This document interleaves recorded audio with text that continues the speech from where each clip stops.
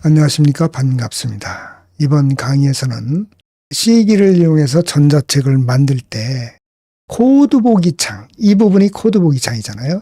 여기에 바디 태그 내에 전자책에 들어갈 내용을 입력을 해야 되죠. 그런데 지금처럼 텍스트 중심으로 이렇게 입력을 하면 미리 보기 창, 즉 전자책에 표시되는 내용은 이와 같이 하나의 문단처럼 표시가 되죠.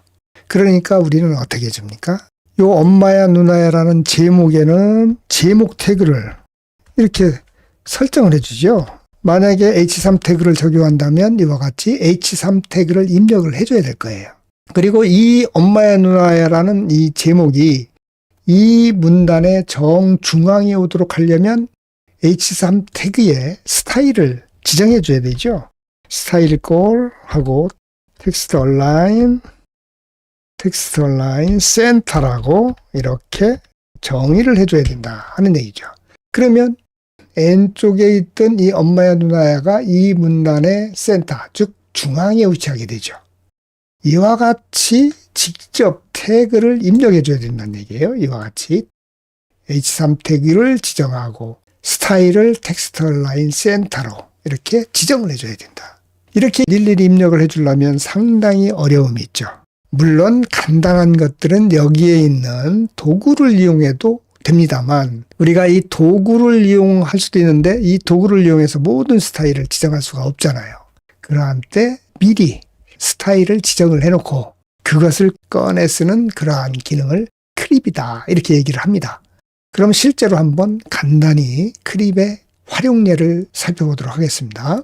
자, 보기 메뉴를 클릭합니다. 그러면 이 중간쯤에 크립이라는 항목이 있죠. 자, 이 명령을 클릭을 합니다. 그러면 책 찾아보기 창 밑에 크립이라는 창이 나타납니다. 다시 해볼까요? 자, 보기에 크립을 선택을 하면 없어졌죠. 보기에 크립을 선택을 하면 다시 나타납니다. 물론 요 종료 버튼을 눌러도 없어지죠. 다시 크립을 표시를 하겠습니다. 자, 이렇게 표시를 했어요.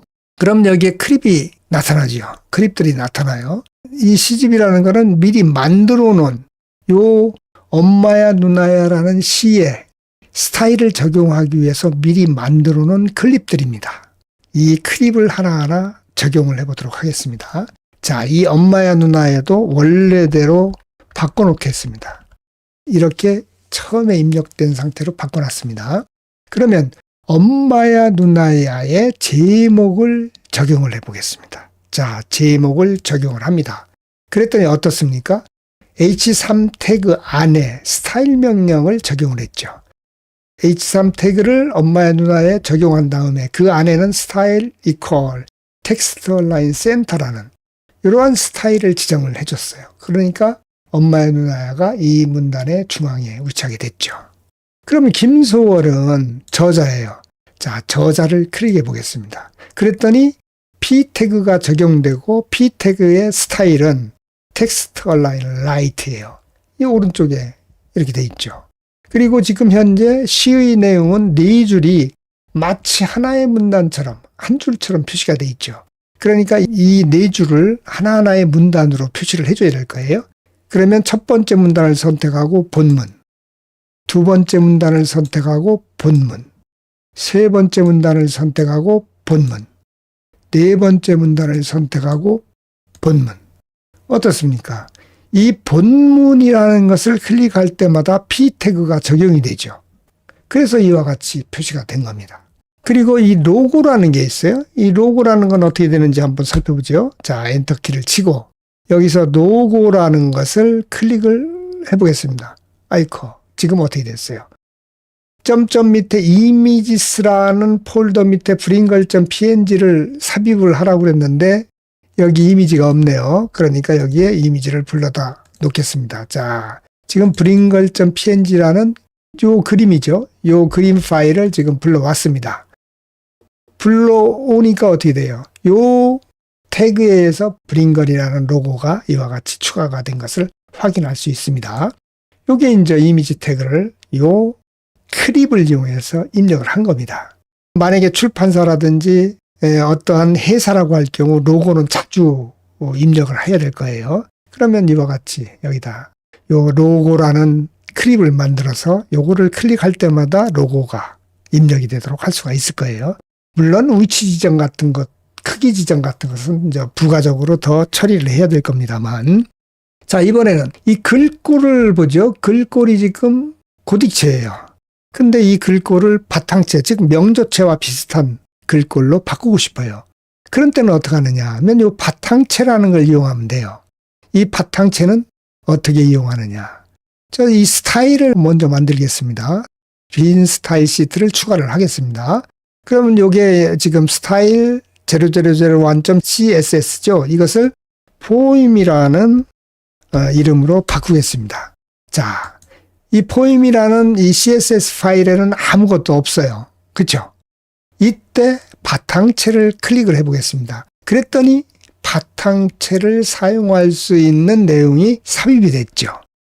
poem.css 파일에 이 내용은 뭐예요? 폰트 페이스, 즉 폰트에 대해서 정의를 해준 거예요. 폰트의 이름은 고법 바탕 미디움이라는 거고, 그리고 이 파일은 어디에 있는 걸 쓰느냐 하면 점점 밑에 폰트스 밑에 요 파일이죠. 요 파일이에요. 고법 바탕 미디움.ttf 고법 바탕 미디움.ttf 요 파일을 쓰겠다 하는 거예요. 어디에 쓰겠냐? 모든 태그에 쓰겠다. 요 별표는 뭐예요?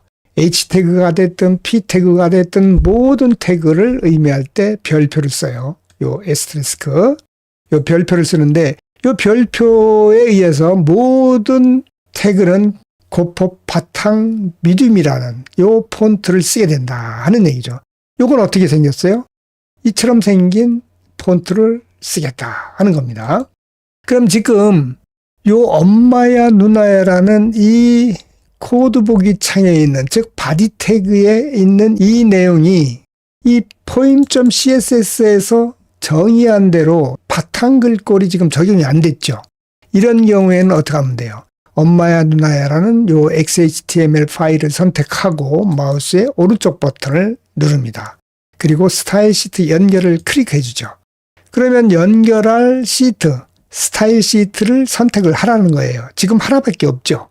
스타일스라는 폴더 밑에 poem.css, 스타일스라는 폴더 밑에 poem.css 요거 하나밖에 없으니까 요거를 선택을 하고 확인을 눌러주는 거예요. 그랬더니 어떻게 됐습니까? 바탕체로 바뀌었죠. 이와 같이 바꾸는 거예요. 이렇게 바뀐 이유는 뭐예요? 요 링크 태그, 즉 연결을 해라, 링크 연결해라. 뭐를 연결해요? 스타일스 밑에 있는 poem.css 파일을, 이 파일을 연결해라 하는 거죠. 요게 연결하라 하는 거예요. 연결해서 그 내용을 적용을 해라. 즉 바디 태그에 적용을 해라 하니까 모든 태그가 전부 바탕체로 바뀌었다 하는 겁니다. 모든 태그를 바탕체로 바꿔서 이와 같이 표현을 해줬다. 이렇게 생각을 할 수가 있는 겁니다. 지금까지는 클립을 적용하는 방법에 대해서 설명을 드렸는데, 그럼 이 클립은 어떻게 만드느냐 하는 거에 대해서도 설명을 드리겠습니다.